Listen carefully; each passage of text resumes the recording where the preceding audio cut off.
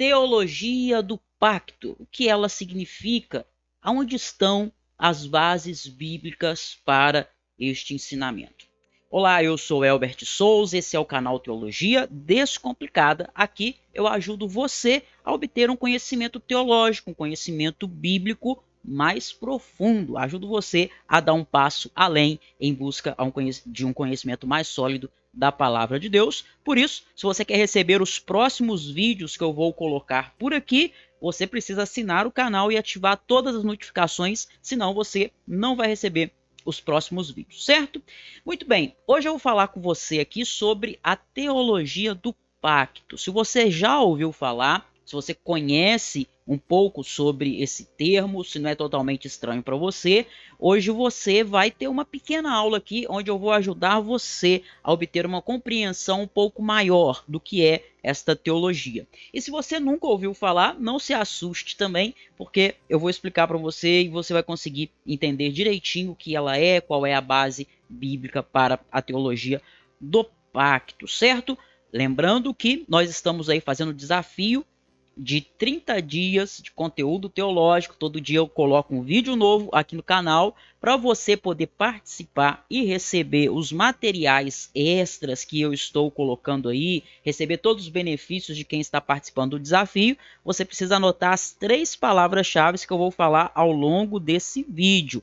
E aí o que você vai fazer? Vai mandar para mim, porque assim eu sei que você assistiu o vídeo até o final. Como que você manda? Só clicar no link aqui na descrição e você pode mandar as 3 palavras-chave que eu vou te falar no decorrer deste vídeo. Então bora lá cumprir o desafio e aprender. Um desafio bom, não é? Desafio de aprender mais sobre Deus e a sua palavra. Vem comigo, teologia do pacto. Olha só, uma razão de não crermos que o pacto é um acordo ou um contrato, olha isso daqui.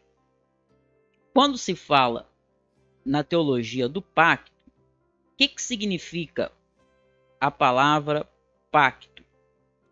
Pacto, muita gente assusta, né? Porque talvez no nosso contexto atual, nós provavelmente ouçamos falar mais de pacto em relação a coisa ruim, né? A pessoa fala assim, ai, pacto, tem pacto com demônio, tem pacto com o diabo, né? Mas esse termo, o termo pacto, é um termo que ele traz a ideia de contrato. Deus é um Deus de pacto. Deus faz pacto, Deus faz aliança na Bíblia. E a palavra pacto, se você for olhar, por exemplo, no dicionário, você vai ver lá a palavra pacto com uma ideia de um contrato entre 2 ou mais pessoas, um acerto entre 2 ou mais pessoas. Porém, quando nós falamos de teologia do pacto, é importante entender que não estamos falando no sentido de ser apenas um acordo. A teologia do pacto não é apenas um contrato através do qual Deus traz para nós salvação, tá? Por quê? Porque ela vai muito mais além disso. A consumação, a teologia do pacto tem a ver também com a consumação. Ela não é apenas um contrato, a ideia de um contrato, a ideia de um acordo. Ela vai mais a fundo porque a teologia do pacto, ela tem a ver com a consumação desse pacto. Ou seja, a consumação do pacto é a realização desse pacto e a glória final no reino de Cristo, nosso Senhor. Então, quando nós pensamos na teologia do pacto, você precisa se lembrar que ela tem a ver com a realização, não é apenas um contrato, mas tem uma realização, tem uma glória final que nós desfrutaremos no reino eterno, no reino celestial do Senhor Jesus Cristo. Se o pacto fosse um contrato ou um acordo para produzir salvação, olha só, olha aqui para mim. Se o pacto, a teologia do pacto, pacto é acordo, né? É contrato. Então, quer dizer que foi um acordo, um contrato que Deus fez para produzir salvação. Então, na consumação, quando nós recebemos a nossa salvação de forma completa, de forma plena, se fosse apenas o contrato, então você podia descartar esse contrato. Da mesma forma que qualquer outro contrato seria finalizado quando tudo o que foi contratado estivesse completo. Certo? É isso que está escrito aqui. Ou seja, olha aqui para mim novamente. Se a gente entender, já que pacto tem a ver com contrato, se a gente entender que a teologia do pacto é apenas um contrato que Deus fez conosco, é apenas um acordo que Deus fez conosco, bom, chegamos lá na glória, então o contrato não tem mais necessidade. É igual quando você vai fazer um contrato para, sei lá, para prestação de um serviço de 6 meses. Você cumpriu 6 meses de serviço, o contrato venceu, acabou. Não tem mais validade. Não é assim a teologia do pacto. O pacto é eterno. Então, o pacto que Deus faz conosco não é um pacto, não é um contrato temporal, mas é um pacto eterno. Ele não é algo que é útil somente por um tempo e depois então fica de lado, como seria o caso de um contrato. Não. Nós cremos que o pacto é uma relação ou ligação entre Deus e o seu povo. Então, olha só, olha aqui para mim. Vimos que o pacto, e essa é a nossa primeira palavra-chave, pacto. Vimos que o pacto, ele não é apenas um contrato. Tá? Então, o que o pacto não é? Não é apenas um contrato. Agora, vamos ver o que o pacto é. Anote isso para o seu conhecimento, para você se lembrar. O pacto é uma relação. Tá? Podemos dizer que o pacto é uma relação. Ou então podemos dizer que o pacto é uma ligação. Mas relação não tem jeito de você não se relacionar com ninguém, né? A relação envolve ali alguém nessa relação. Então, essa relação é com quem? Essa relação é uma relação entre Deus e quem? Vamos ver?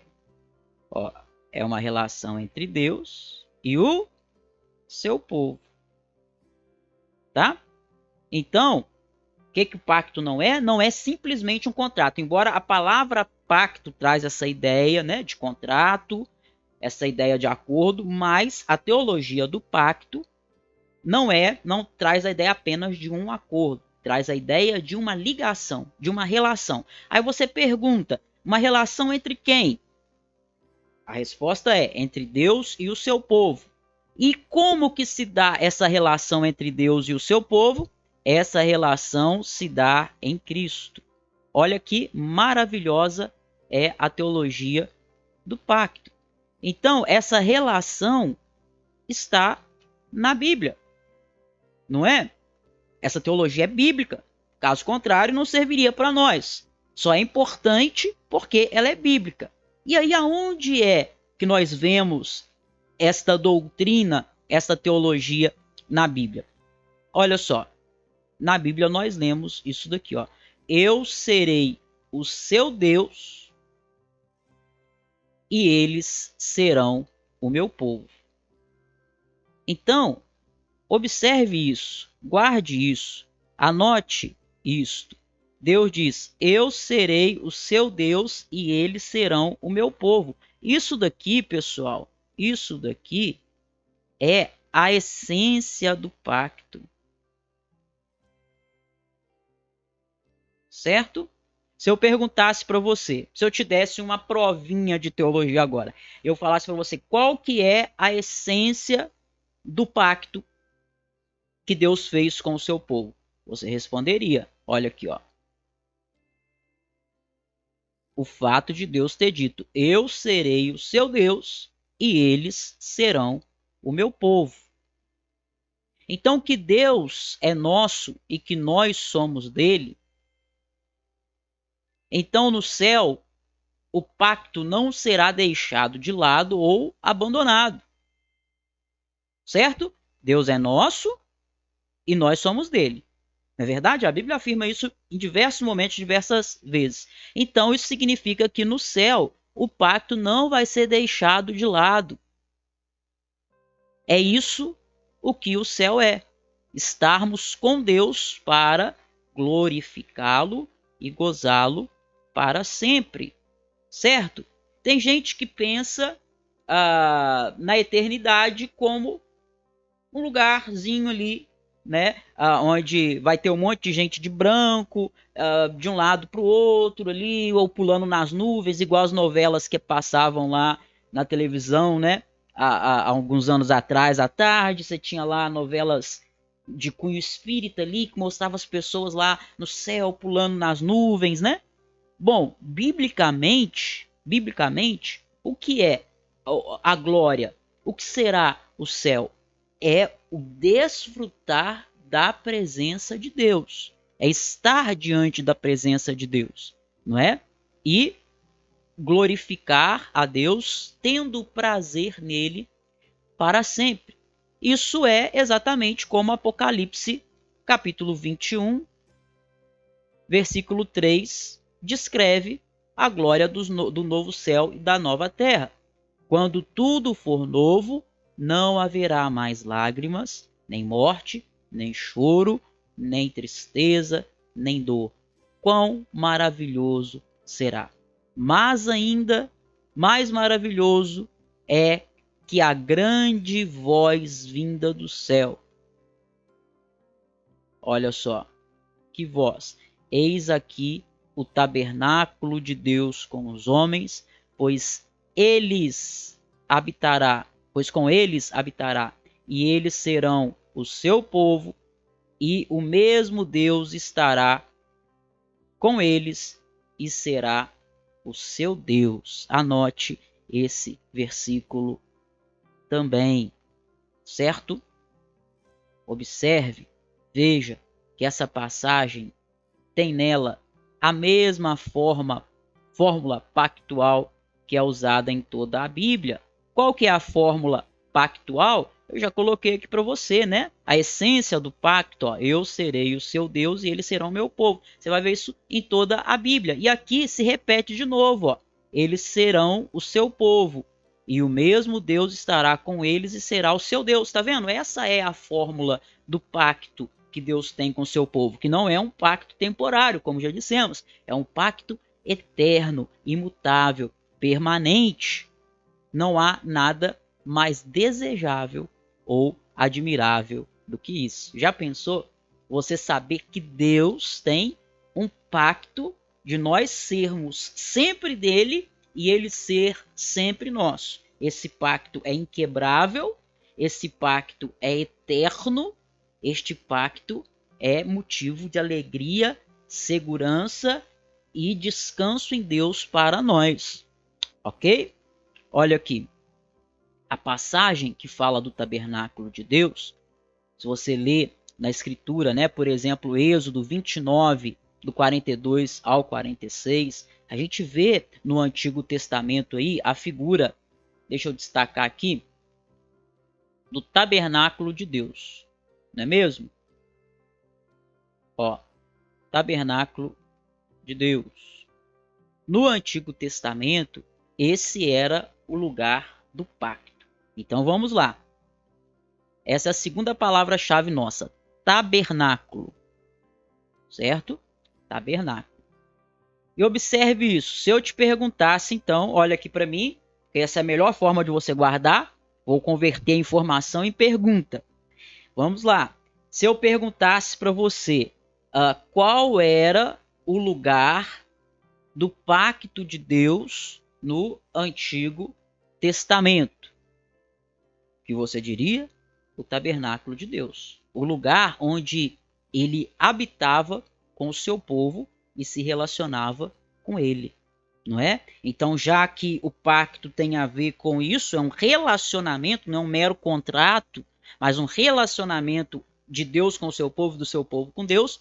Portanto, o lugar onde o pacto de Deus acontecia no Antigo Testamento era o tabernáculo. Volta aqui comigo para o texto. Ó. Essa tenda do Antigo Testamento era um tipo e uma sombra de coisas melhores. Gente, o que é o tipo? O que é a sombra? É algo simbólico, não é, que aponta para algo maior, certo? Então o Antigo Testamento ele é cheio de tipos, ele é cheio de sombras. Vamos pegar até a analogia aqui da ideia da palavra sombra. Por exemplo, você está no sol e você vê uma outra pessoa na sua frente. E do lado dessa pessoa, você vê a sombra dela projetada. Bom, mesmo que você não esteja vendo a pessoa, você está vendo a sombra dela, não é? Se você não olhar para a pessoa, você vai olhar para a sombra e você sabe que tem uma pessoa ali. Então a sombra é suficiente para mostrar que existe algo maior do que ela, não é? Algo mais importante do que ela. A pessoa é mais importante que a sombra. Mas não adianta você se apegar com a sombra e falar assim, não quero conhecer a pessoa, quero conhecer a sombra. Imagina você ver a sombra do seu marido ali e falar, agora eu vou me relacionar com a sombra do meu marido. Não adianta, né? Mas apesar de você não se relacionar com a sombra do seu marido, você olha para a sombra do seu marido e você fala, opa, meu marido está aqui. A sombra então aponta para algo maior. O Antigo Testamento é assim. O tabernáculo, por exemplo, era uma sombra, era um tipo de algo maior. Ele mostrava o pacto de Deus, ele mostrava essa aliança que Deus tem, ele mostrava essa relação entre Deus e o seu povo, entre o povo de Deus e o próprio Deus, mas a ideia é apontar para coisas melhores ainda, que estavam por vir. Ele representava o quê? O tabernáculo representava a figura do próprio Deus. Olha que maravilha. Olha aqui, ó. O que é maior, o tabernáculo ou Deus? É Deus, né? Então o tabernáculo era uma sombra, era um tipo que apontava para algo maior, que era o próprio Deus. Então, através do tabernáculo, Deus estava mostrando que em e através dele, né, o próprio Deus habitando conosco, a gente desfrutaria da sua glória. Em quem e através de quem, né? Ó, vou ler a frase inteira que faz mais sentido. Ó. Representava a figura do próprio Deus. Em quem, ou seja, em Deus e através dele, né? Ele habita conosco, ele é o nosso Deus e é por meio dele, né, que Deus se revela a nós em toda a sua glória, certo? Em Cristo, Deus nos encontra e fala conosco. Em Cristo, ele habita entre nós. Essa é a bem-aventurança do pacto de Deus. Então, o tabernáculo apontava, não é, para um momento em que Deus, o próprio Deus, habitaria conosco, certo? E isso é o resumo aí para você da teologia do pacto, tá? Lembre-se disso, ó, em Cristo ele habita em nós. Então, aquele tipo do Antigo Testamento, aquela sombra do Antigo Testamento se cumpriu. Porque em Cristo Deus tabernaculou conosco e se cumprirá cabalmente na glória, porque na glória nós estaremos também eternamente diante de Deus, vivendo diante de Deus, tendo comunhão com Deus, habitando com Deus e Deus habitando conosco. Então, essa é a bem-aventurança, ou seja, bem-aventurança é felicidade, né? É a alegria, o prazer que nós temos do pacto de Deus. E aí, bem-aventurança, olha aqui como é que escreve, ó, bem-aventurança. vai ser a nossa terceira e última palavra-chave. Essa daí foi uma introdução à teologia do pacto, que é uma teologia muito completa. Tem muita coisa aqui que a gente pode falar ainda. Se você gostou de receber essa introdução à teologia do pacto, se você tem vontade de conhecer com mais profundidade tudo que ela envolve muitas coisas, muitos aspectos aqui, não é? Se você quer saber mais sobre a teologia do pacto, comente aí, coloque nos comentários, peça para eu gravar outros vídeos explicando mais detalhes da teologia do pacto. Eu vou fazer isso, tá? Não se esqueça de comentar aqui também o que você aprendeu, de enviar esse conteúdo para mais alguém que você sabe que precisa também e deseja conhecer mais acerca de Deus e da sua palavra. Um grande abraço, que Deus abençoe a sua vida e eu